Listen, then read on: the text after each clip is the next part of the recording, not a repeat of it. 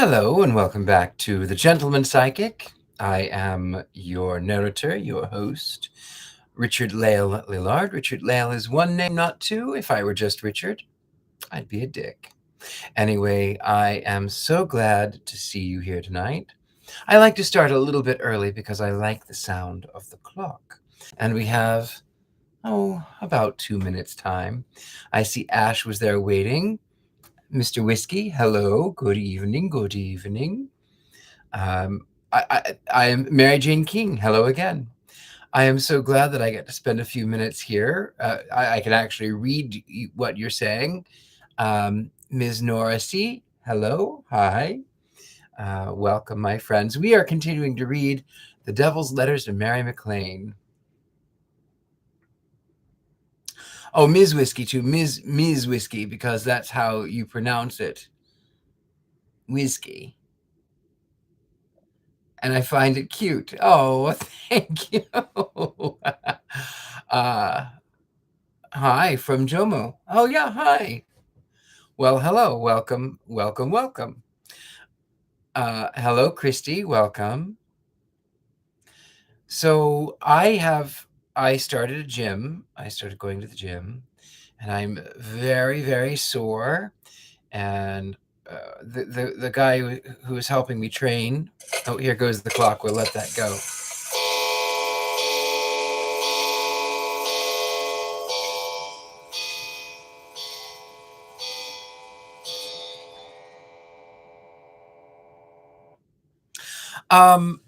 So I started the gym, and the guy who was helping me was wanting me to do a lot of leg lunges, and I am so sore. Ms. Nora, I need to go. Well, hello. Hello, and I was glad to have you for a little while.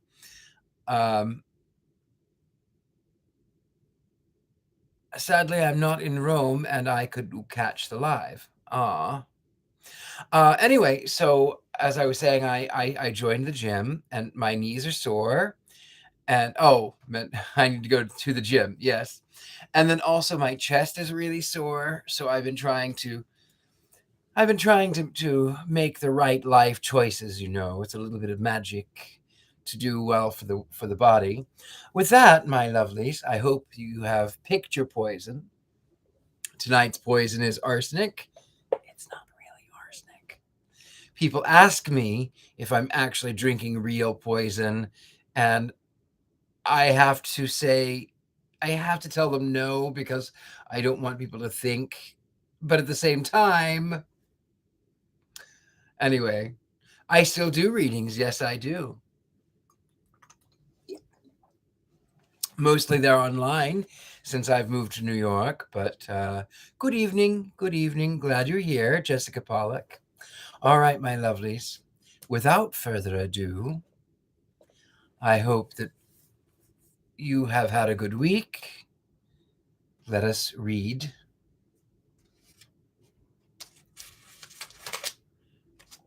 Where are we? Did we finish that one?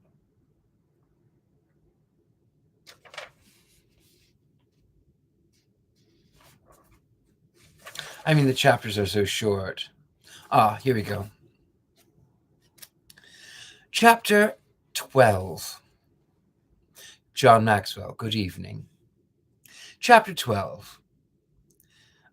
My artful little Mary. You are a sly one, Mary. The joke is on the devil this time.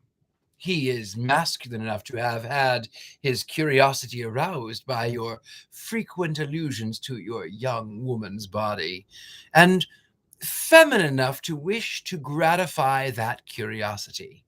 Now, Mary, the devil is an autocrat on the subject of physical beauty, especially the beauty of a woman's form. The Creator certainly did a magnificent piece of work when he made the physical woman. No one has a keener appreciation of woman's beauty than have I.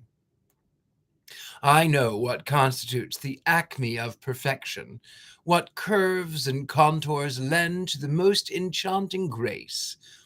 I love to revel in the contemplation of her charms, the rounded cheek, where roses blush at the kiss of perfect health, lips as red as the wild windflower that sprang from the blood of a dying Adonis, eyes that gaze into mine from infinite blue depths of the firmament, or melt my soul with the warmth of their Egyptian darkness, soft, magnetic hands and dimpled arms that far outmatch the sculptor's dreaming, a throat of matchless purity, and a bosom that heaves and swells with the exultation of youth and love.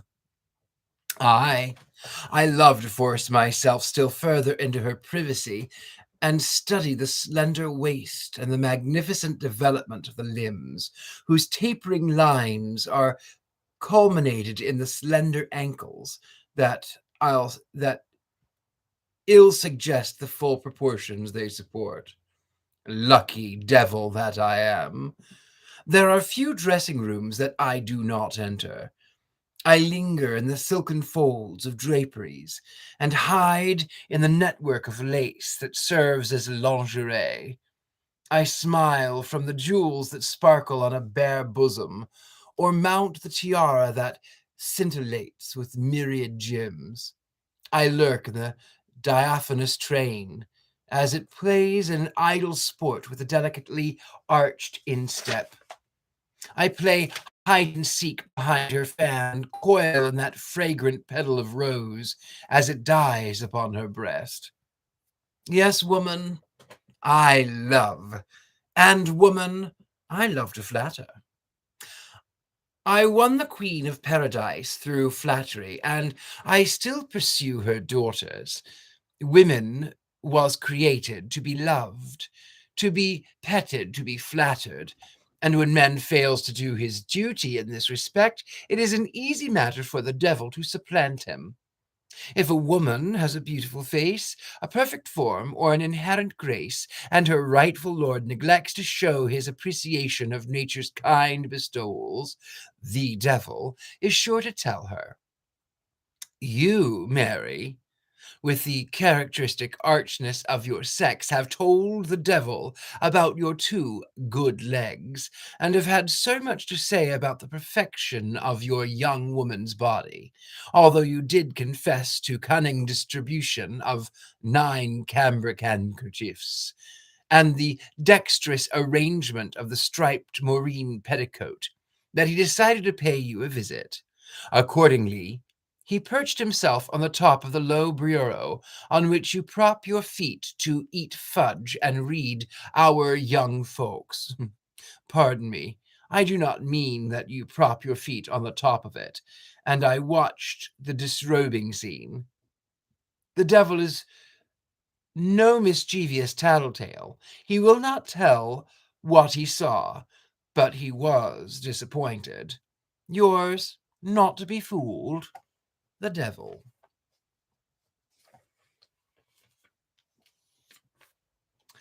Chapter the 13th. O rash little child, you, with the witchery of your sex, have dared to flirt with death, death, that weird, grand, magnificent demonstration of my power, the final victory which is my privilege to wring from those who have obeyed my precepts, as well as from those who have hearkened unto the gentle inopportunities of the Prince of Peace. You, in your youthful audacity, have dared to flirt with death, the fellow destroyer that sweeps the lines where beauty lingers. Death that dulls the quick ear, clouds the soulful eye, and sets the eternal seal of silence on the lips that erst were full of song. Death, that dark, uncanny spirit of my realm, that knows no age, no sex, no limitations, who snatches the tender babe from its mother's breast with its little punction, as it fans out the flickering flame of age. You, who are but the dust that clings to the measure of an omnipotent ruling, have speculated upon the surrender of yourself to death.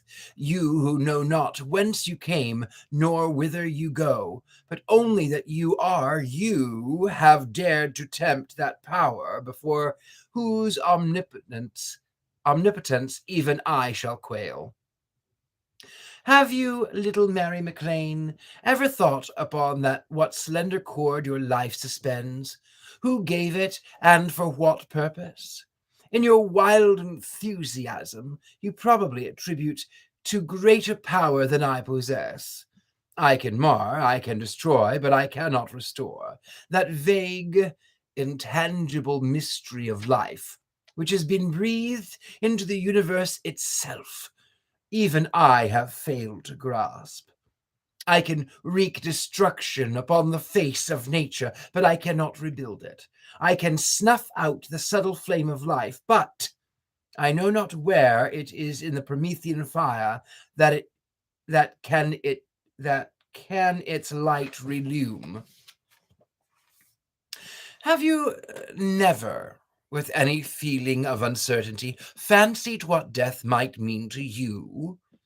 Picture to yourself a frail pleasure boat cut from its moorings, and with its sails set to the breeze, driven out upon the unknown sea.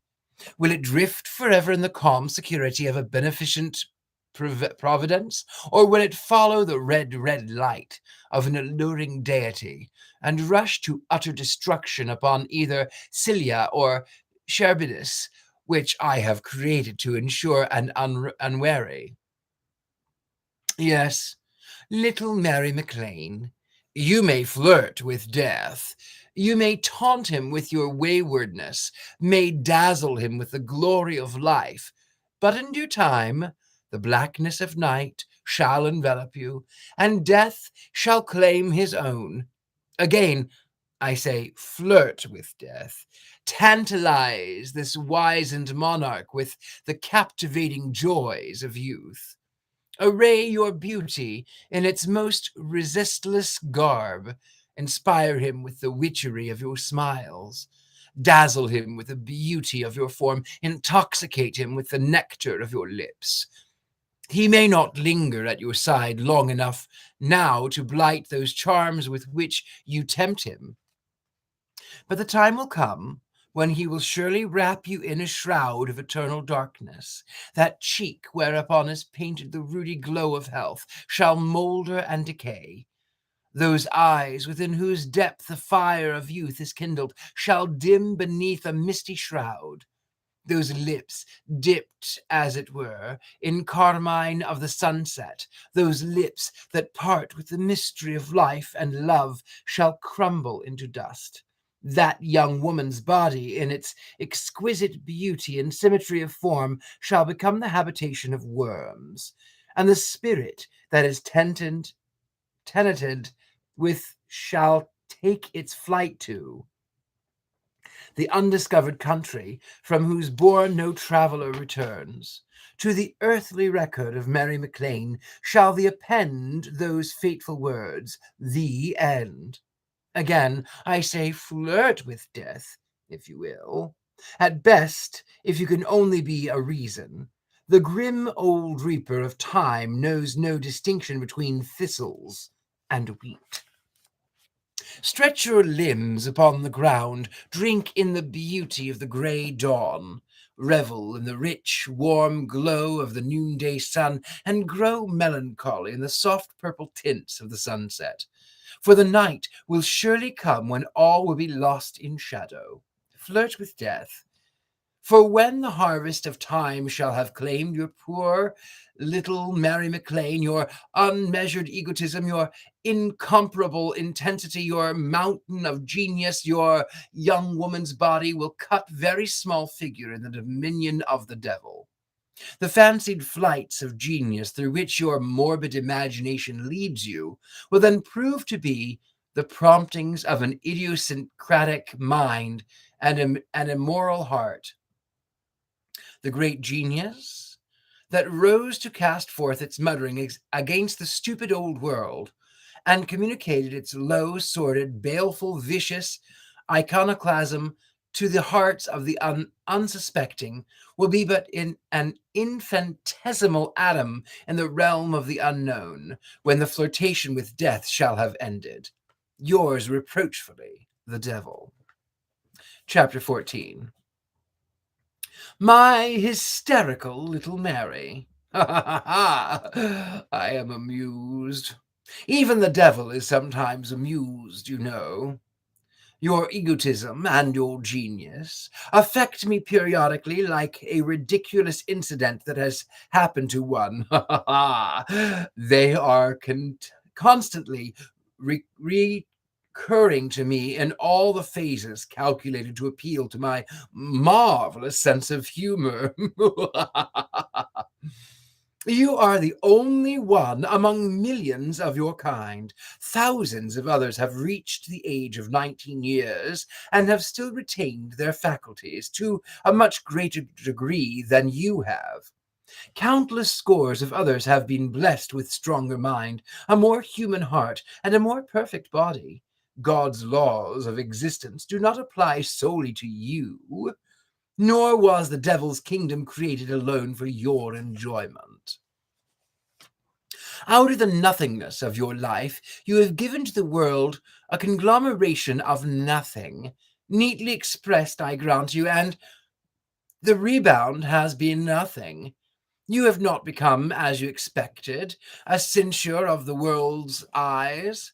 A few brows have been lifted askance, a few eyeglasses turned to your direction. Then the world will assume the even tenor of its way, and you will be left still more alone to battle with nothingness which your morbid fancy has created. The world is made up of people who eat 3 meals a day, if they can get them, walk a little, work a little, read a little, then lie down to sleep, who live in houses with triangular gables, who endeavor to adorn these habitations, and who find it necessary to use toothbrushes. There is absolutely nothing indicative in the fact that you tire of commonplace surroundings. This satisfaction is one of the devil's cleverest tricks. The washerwoman tries for the sight of soiled linen, tires of the sight of soiled linen. The patient mother tires of prattle of babies. The daughter of fortune tires of the fawning of the world. The banker tires of columns of figures. The king tires of the duties of royalty. The overworked water horse tires of the weight of his harness. The world tires of its burden of life. The devil tires of association with fools. So, you see, you are only ordinary at last. The petty, petulant, irascible nature that would rise in the majesty of genius and rail out against 6 harmless, inoffensive, undersigning, unpremeditating toothbrushes because they deign to maintain the same position which the hand of the same genius has given them, is pitiable in the extreme. This may, according to your feeble conception of the word, be the mark of a genius, but the world does not care.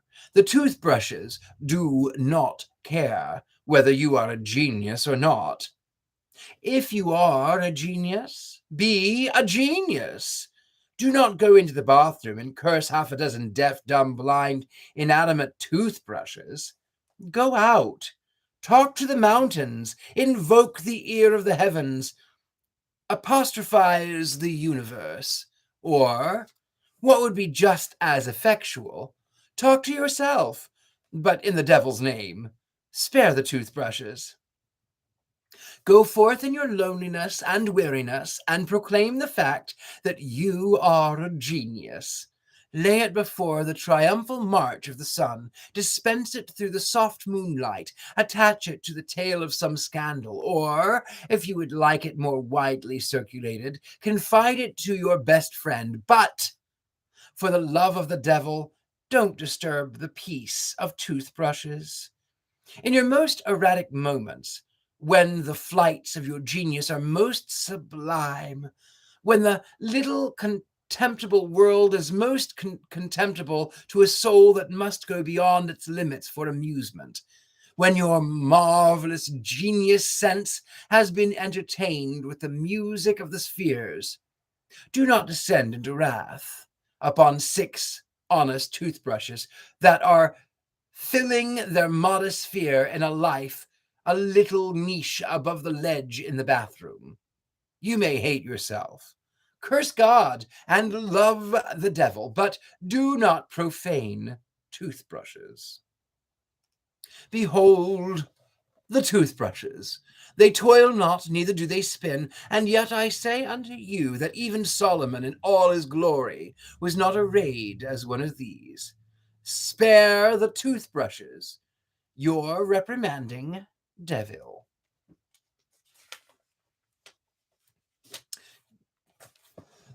Excuse me, chapter the 15th. My own artistic Mary, today I forsook the world for a while and crept stealthily into Sappho's study. Now, do not allow the green-eyed monster to take possession of you, Mary, for I assure you that my motives were entirely honorable. And, furthermore, that you have a very wrong conception of Sappho. I like to keep an eye upon what is going on in the world, and having presentiment that you will hear more of Sappho in the future, I take this opportunity of telling you what the devil knows about her. She is not the seductive, devil-ordained siren which you, in your haste, have imagined. She is a poet, dream-eyed and beautiful. She is young, slender, spirituelle. There is on her brow the stamp of genius, and in her midnight eyes the glow of inspiration. She was clothed, like the woman of her dream, in a gown of purest white and the softest texture, which hung in low sweeping folds from her alabaster shoulders to her white sandaled feet.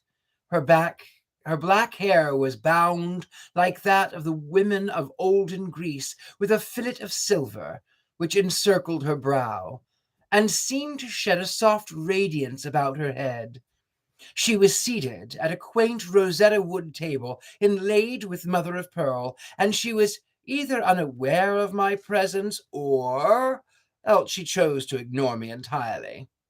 She is so conventional, so thoroughly respectable, so damnably virtuous. I felt very much like retreating. Indeed, I did not believe I could be so abashed, but I put on bold front and said, "Good morning, Sappho. How are you? I thought I would drop in to see if you were writing anything these days." She turned her lustrous eyes upon me, but said not a word. I am sure she regarded me with grave suspicions, for she was immediately on her guard, and gave me no opportunity of forcing myself into her confidence.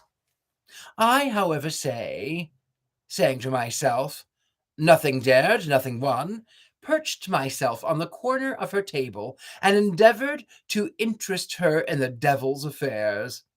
I called into play all my arts, all my blandishments. I cited her to Mary Maclane and painted in the glowing colors the reward that would be hers if she would only lend her pen to the devil's cause. She turned upon me in a virtuous indignation, and would have done me bodily harm had I not been possessed of the marvelous ability of getting out of the way. I escaped her on all sides, and finally mounted the high bookcase beyond the reach of her physical arms, though still within the radius of her lowering contempt. She is a very close observer of people and things, and I decided in my own mind that she understands the devil a little too well to be taken in by his adroitness. She seized her pen and began to write, and forthwith I crept down from my elevation and endeavored to assist her. I smiled when I saw that she had chosen as her theme love, the theme which I delight above all others in perverting. And I said to myself, I'm going to have a voice in this. Who, I should like to know, is better informed on the subject than the devil, and who could present it more acceptably to the world? As her restless, sensitive brain gave forth line after line of artistic symmetry and beauty, I, good devil that I am, helped her to gather up the threads and weave them into a creation of matchless fervor and sublimity. So engrossed did she become that she did not heed my presence. After the work was finished, or so I hoped, and she appended the lines, "Sink their souls into a swoon of love's unguessed, undreamed, unknown," she began to scrutinize this child of her brain, to see if it were deserving of a place in the little volume which she was compiling for publication. I sat with bated breath, fearing that what that verdict would be to exclude this, the most perfect gem of her poetic sense, when she caught up her pen and added so swiftly that I could not prompt her by so much as a single word, the sad finale, the bitter aftermath of sin. That, Mary Maclane, is life's tragedy. Oh, the deep returning ocean! It is as cruel as death, as restless, as overwhelming as hell itself. The little pleasure craft, love, is borne far inland of the crest of its mighty wave, and left stranded high above any possible tide. There, from her desolate height, she looks down with passionate entreaty at the sea, and forever prays him to reach out his caressing arms and fold her again to his heart. He could not, if he would. Later, at my rapt-eyed poetess sat reviewing the whole, meditating upon its merits and demerits, halting, as it were, between the two. I snatched it from her unsteady hand and fled. There was no overtaking me. I had saved from a possible consignment to the flames a poem of unusual beauty and passionate intensity, and I give it to you, first of all, Mary. I am sure you appreciate it, as you are possessed of the poetic sense to a remarkable degree. Indeed, I am persuaded that you could write very credible verses yourself. Sappho may frown when she sees it. She may berate me for my theft, but what does the devil care? He has been the recipient, the patient, uncomplaining recipient of nothing but denunciation and vituperation since the world began. Even those who profess to love me swear at me, but what does the devil care? After I have given the poem to the world, I will steal back to her study, and without the compunction of a child returning a stolen toy, will lay it upon her table. Poor Sappho! The devil outwitted you this time. You stole your poem, he stole your poem, but he is honest enough to admit that it is not his own, but that of beautiful dream-eyed Sappho, the glamour. 'Tis a dreamy afternoon in the languorous month of June. A fountain, as in conscious play, tosses silver-beaded spray, casting rainbows evanescent in a triple-banded crescent, thwart a western window where sit a man and woman fair, 'neath the soft prismatic hues, like a mist of coloured dews. The woman seems transfigured there, purple tints are in her hair, and in her great Egyptian eyes shine the lights of paradise. The blush of dawn is on her brow, and on her breast the drifted snow. Her long diaphanous gown of white hangs like folds of soft moonlight. From her shoulders bare and slender, lo, the radiant burning splendor transforms the man into a god like Mercury, with feet flame-shod. That strange light in his lambent eyes, does it come from rainbow dyes? And that quiver in his lips, and as he kissed her fingertips, almost wakes from the spell which o'er the waving senses fell. Ah, a look of terror dies in her dark, slumberous eyes, and her head sinks on his breast like a bird that finds its nest. His face bends low and lower till her veins like threads of fire thrill. On his lips, in now forgiven, seem to hang the dews of heaven. On his breath the roseful odor almost makes her bosom shudder with a spasm of ecstasy. A flash of lightning in his eye says, my soul I'd sell for this glowing, burning, rapturous kiss. His lips meet hers. Earth seems to merge in heaven. She dimly knows they verge on the brink of an abyss. In that wild, compelling kiss, strewn with primrose petals, she knows not, cares not whether or whither, so they drift along together.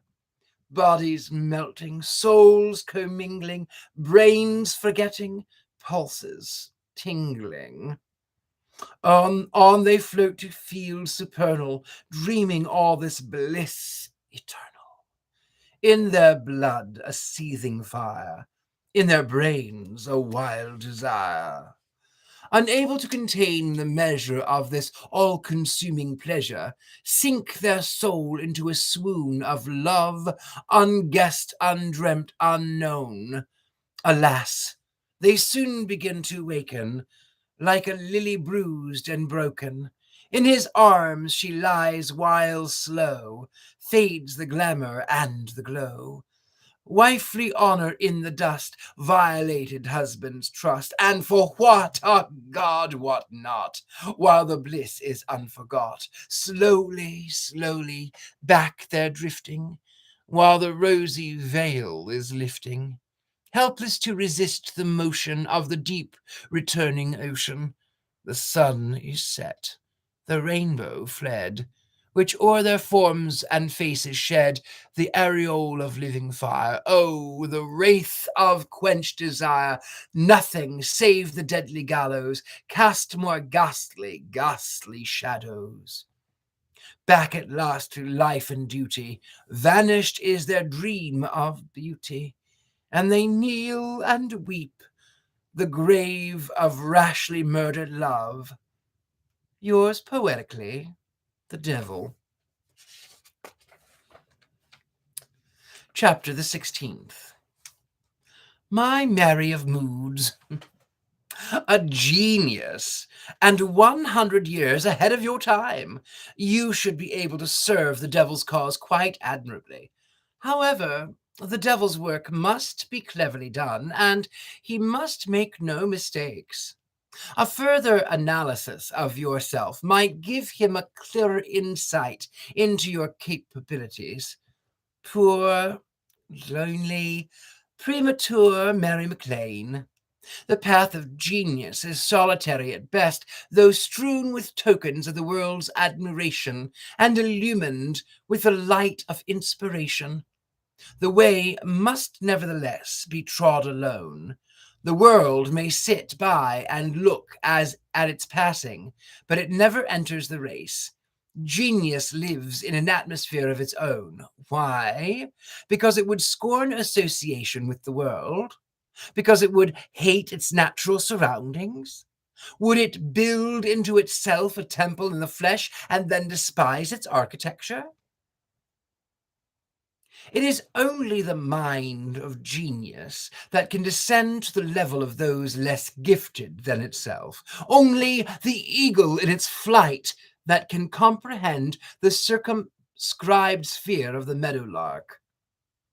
You look upon the world with a cold, unsympathetic eye, and because through the very perversity of your nature, you refuse to see anything but the blots.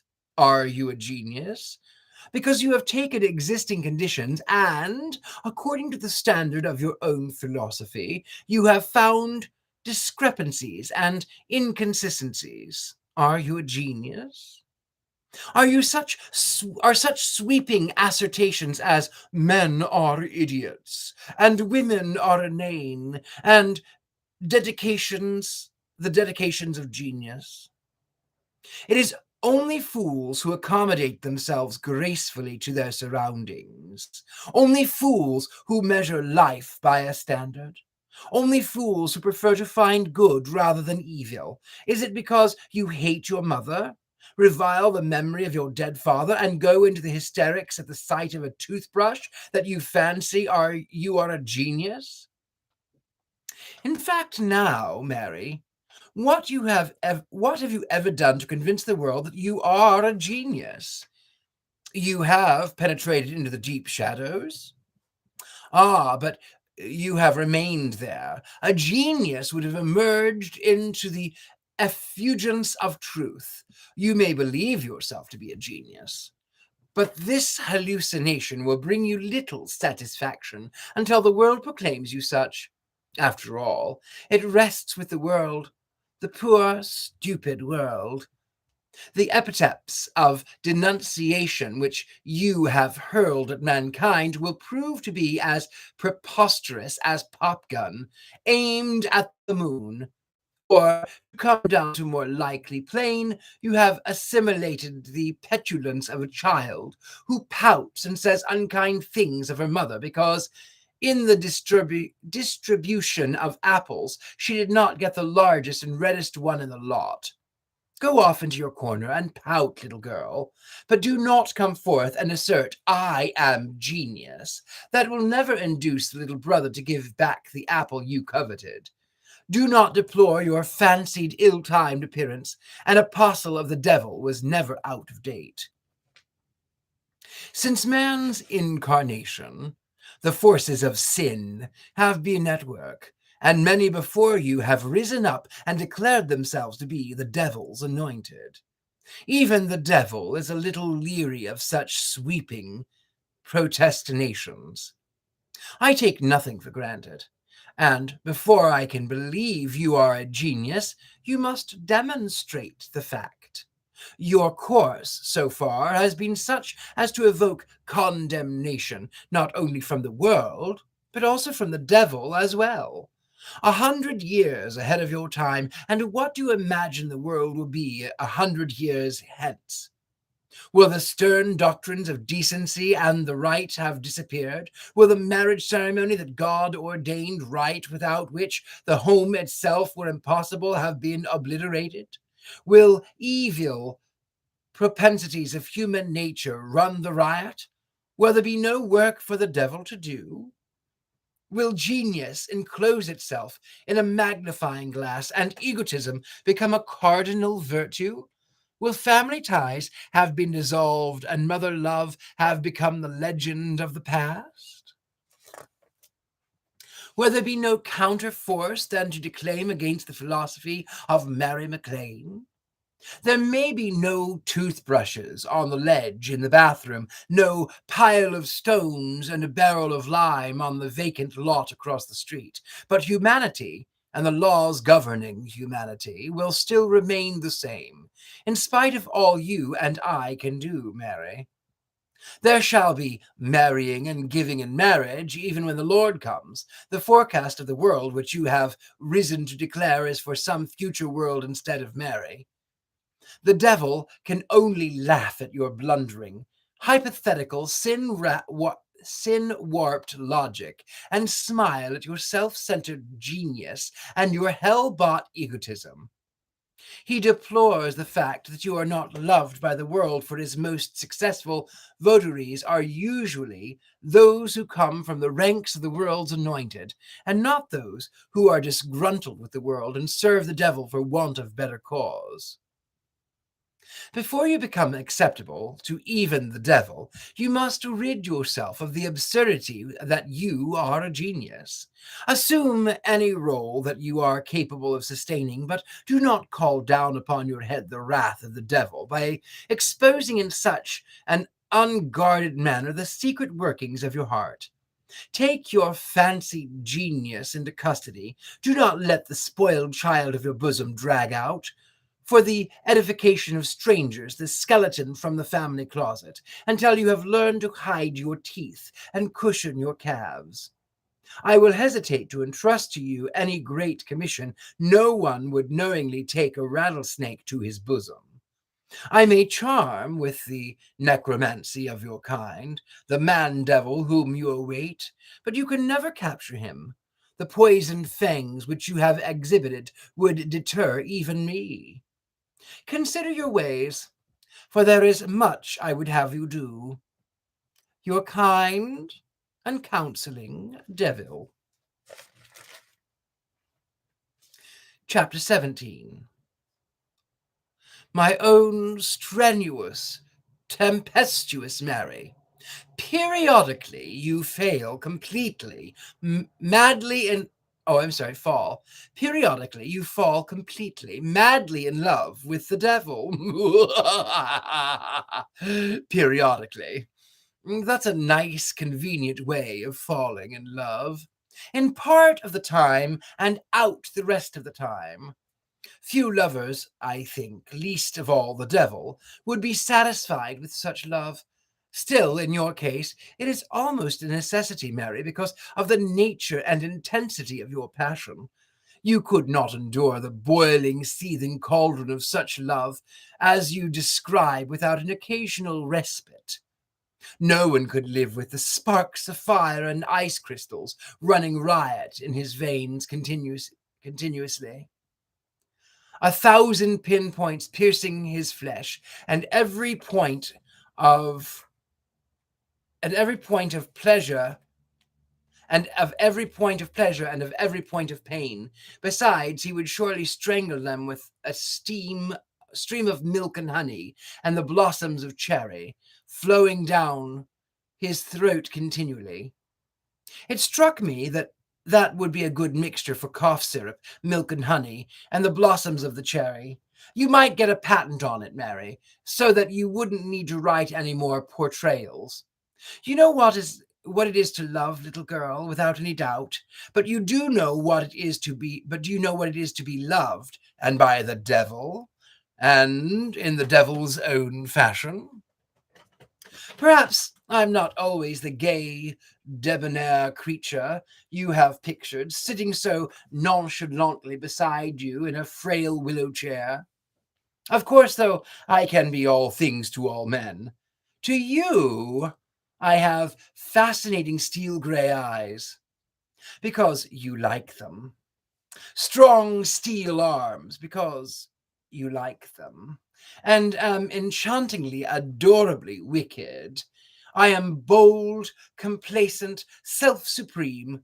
I have the power to arouse within you a fiery passion that shall consume you, body and soul.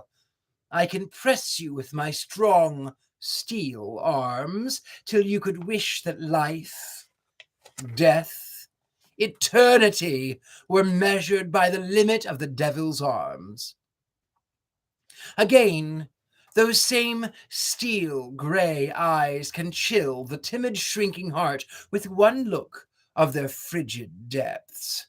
Every impulse of tenderness and sympathy they can wither with one glance from their frozen orbs, and cause the most eager to repudiate sentiments at once the most worthy and the most godlike.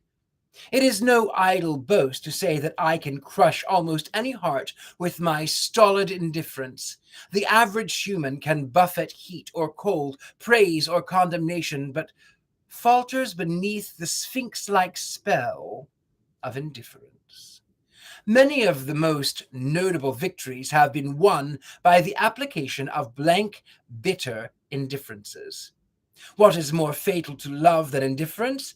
What chills the finer sentiments more surely than indifference? What congeals the fountain of affection like the cold, grey cloud of indifference? What is more effectual in retarding the work of the lowly Nazarene than indifference? Yeah, he says to his very, yea, he says to his very own, I know thy works, that thou art neither cold nor hot. I would that thou wert cold or hot. It is in this noisome, withering, blood-sucking, death-laden atmosphere of indifference which I diffuse throughout the length and the breadth of the world that reaps for me the richest harvest. Then, on the other hand, I can melt with consuming fire the armor beneath which many a soul is lurking. I can pierce deep. I can tear away the veil of conventionality and expose the tender, shrinking soul to the fierce light of my eyes, and paralyze its strength by the force of my personality. I can penetrate its inmost depths and cause it to fall prostrate at my feet.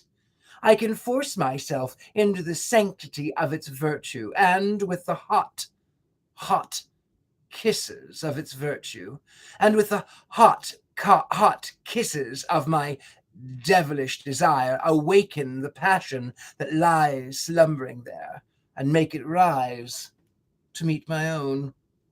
Yes, I can take the pure, divine love between man and woman and work a world of evil. Love, home, country, honor. I can plunge at once into a relentless tide of an ungoverned, chaotic passion.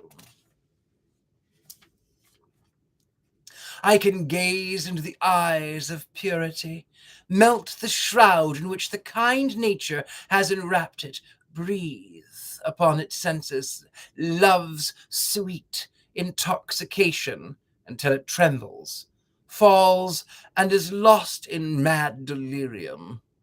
I can pour into men's veins a wild, consuming, compelling ecstasy for the which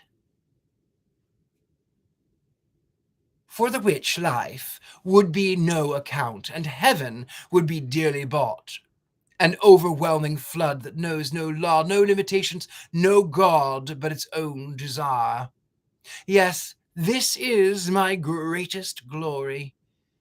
It was for this that I entered paradise, for this that I have followed the course of men and women through the ages, for this that I warn myself into confidence of wives and steal upon the dreams of maidens.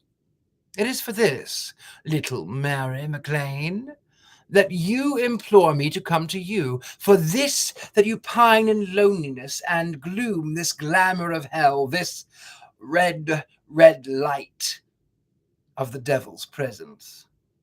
Is not your soul already awakened? What devil saint has kissed your fevered passion to life? What forerunner has told you of the glory of Lucifer, the son of the morning, who should follow? What revelation is there for me to impart, since you have grasped the full realization of your awakening? What mystic fancy could I weave, whose spell has never bound you? What gentle murmur could I whisper, whose music has not charmed you? What slumbering passion could I stir, whose power has not enthralled you? What flowery path could I spread before you, wherein your feet have never wandered? What rainbow could I bend above your skies, whose ribbons never dazzled you? What treasures could I lay before you, which yet remain ungathered? What, in short, little Mary Maclane, do you want with me, your self-complacent devil?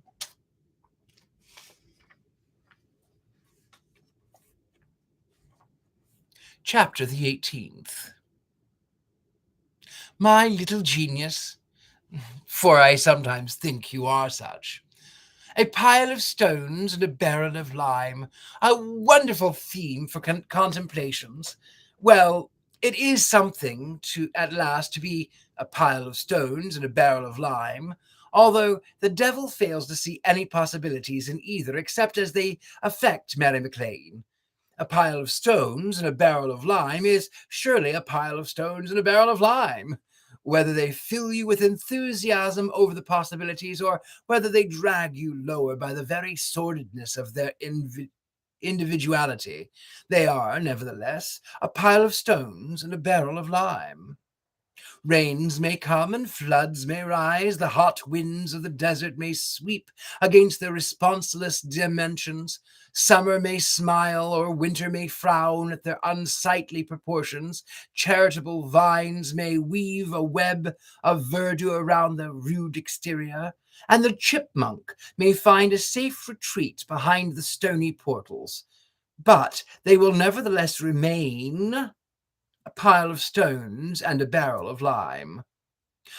Through man's efforts, they might be lifted up into a structure of artistic beauty and be dedicated according to man's conception as a temple of God, or they might be made to assume the form of the devil's annex. In either case, they would still be a pile of stones and a barrel of lime.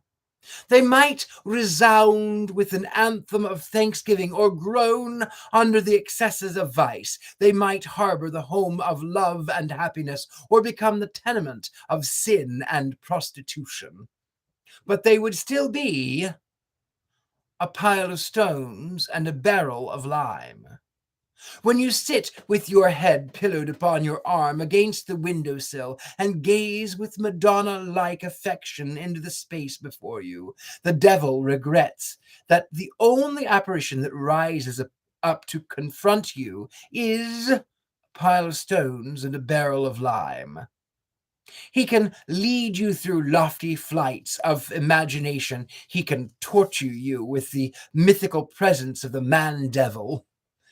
He can pilot you to the height of your passionate desire. He can point you to the happiness which is ever in the future.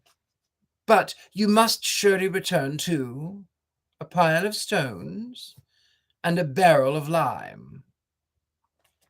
The devil himself might go to you. He might take you to the happiness that you await, but the dream would soon pass and nothing real would remain. But a pile of stones and a barrel of lime.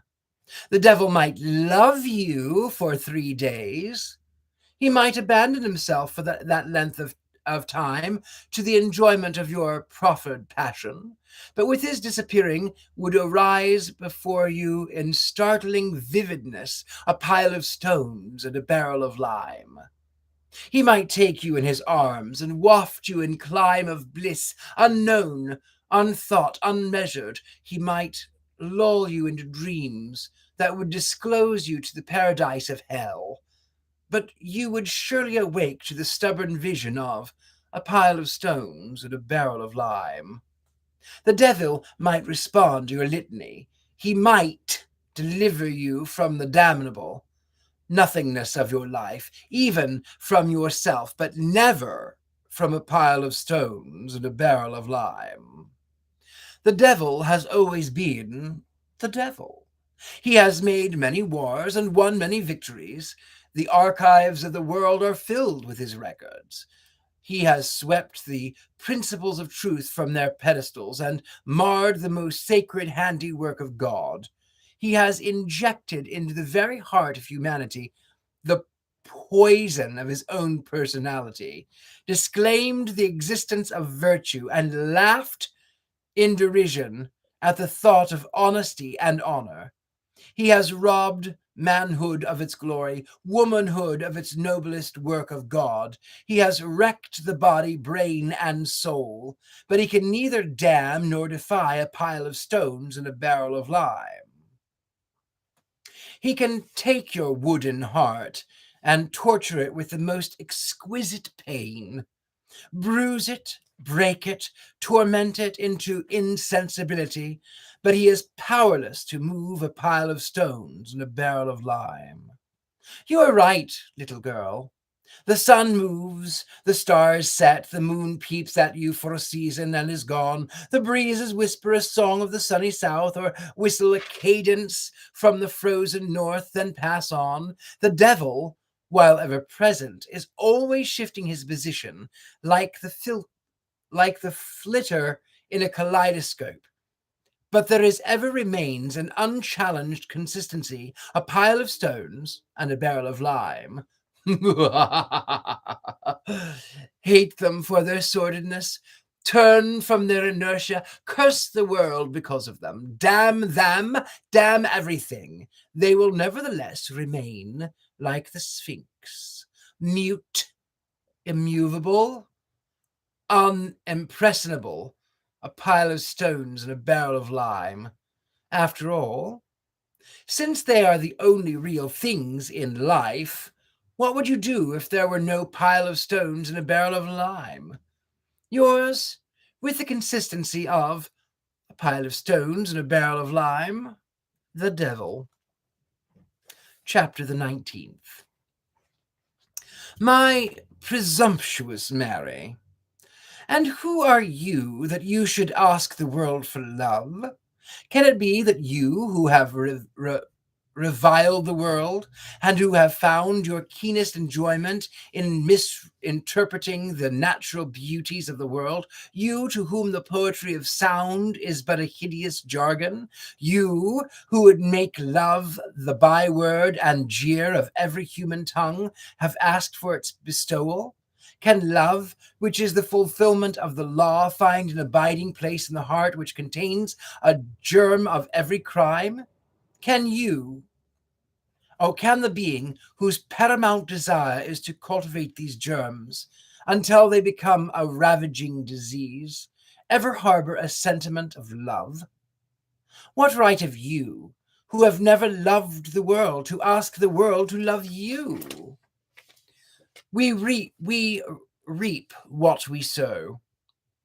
She who has sown hatred, contempt, selfishness, and sin will surely reap the legitimate harvest therefrom.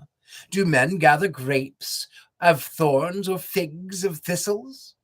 What can you, who have never loved anything but an imaginary idol, know of love? How can your soul, that has always been inimical to every influence that might awaken the vibration of love, look for love in others?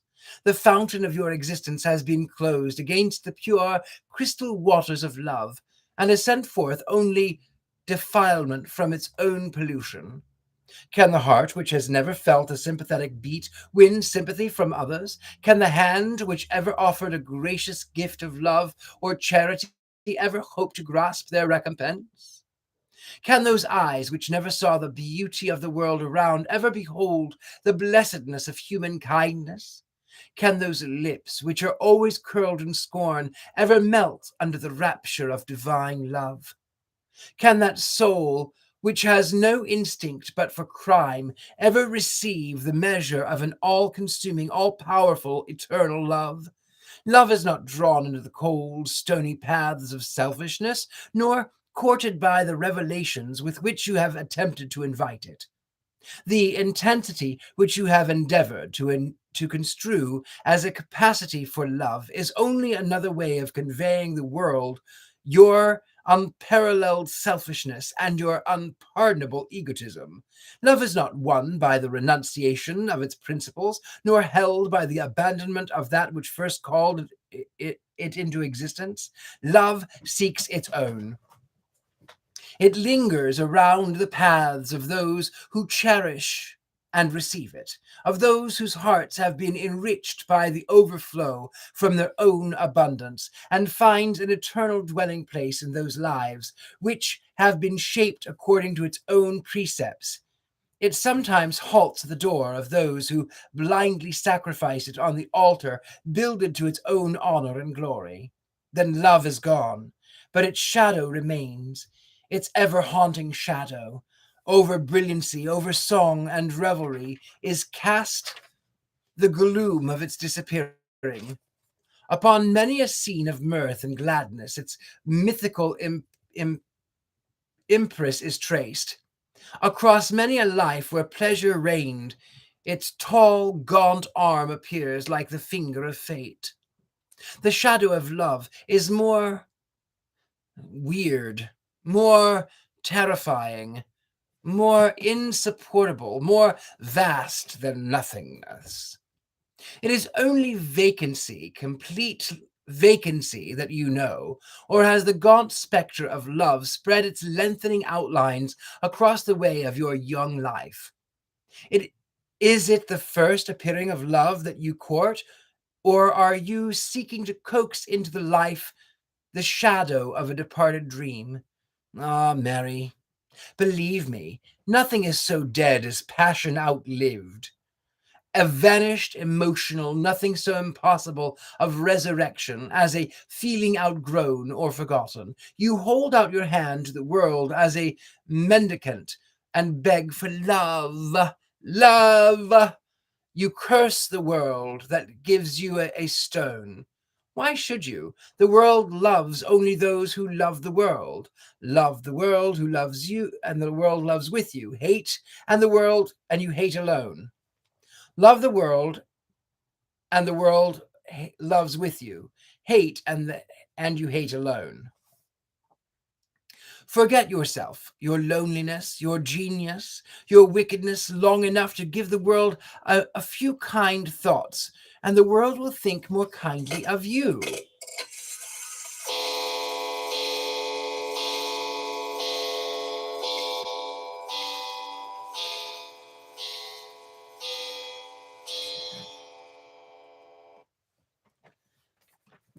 Curse the world, and your curses, like the echoes, will come back to you. Come, assume a virtue. If you have not, it is necessary that you should, for the furtherance of my plans, blind the world to the hideousness of your bare soul, masquerade in the garb of penitence. For before the altar of God's infinite love, and the world will be deceived by your prettiness. Prepare to play any part I may assign to you. Count no sacrifice too great to make in the devil's behalf. For his kingdom is at hand, and ere long the red, red light of his appearing shall burst forth like a meteor upon the dull grey dawn of your young womanhood. Yours reprovingly, the devil. That's where we end for the evening, my dears. Also, take a look at Mystery Control if you really like. If you like Scared Alone, if you liked me on Ghost Adventures, you can find things with my face on it. Some of my artwork. The link is actually in the description, so you can find it there. I know a couple of you have ordered from there. A couple of pillows have gone with my face on it. That honors me deeply. I appreciate that. You can also find me on patreon.com, though I've got to update that. I've got to get off my lazy rear and do that. I will be in Atlanta on the 2nd of September for it's called the Debauchery Ball. Look for that on all of my medias of social. You can find me there at the Debauchery Ball. I will be in Youngstown, Ohio, the end of October. So if you're in the area, meet me there. I'll be doing readings for people there in Ohio. That's about it. You can catch me also, 2 more things. You can catch me on Wednesday nights as we do the Witches Movie Coven. And this week we're going to be talking about The Lion, the Witch, and the Wardrobe. So you don't want to miss that one. Tune in about that. And then, of course, you can find me at University Magicus, where I am teaching magic. So if you ever wanted to learn magic, you can catch me there. With that, my beauties, thank you for all of your likes, your comments, your shares. Thank you for being with me, all of you who could stay with me for the hour.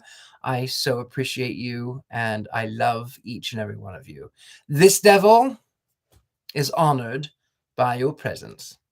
Anyway, my beauties, I bid you a most pleasant night rest. Good night, good evening, good day.